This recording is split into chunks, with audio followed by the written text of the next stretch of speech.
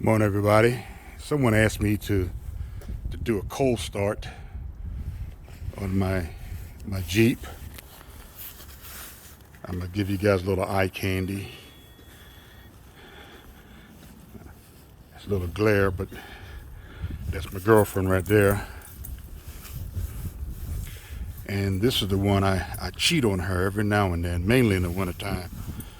But I'm gonna do a cold start. Somebody wanted to see if I do a cold start. I think the temperature's 20-something degrees, so you can't get any colder than that. Let's see what she sounds like.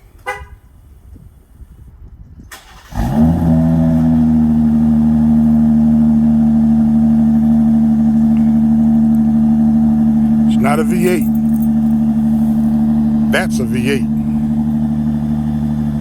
That's the V6. Say what you want. That reminds me so much of the sound of my 1975 Fiat X19. It was a 4-cylinder, 5-speed. That little booger would get up and go. Y'all take care. Have a blessed day.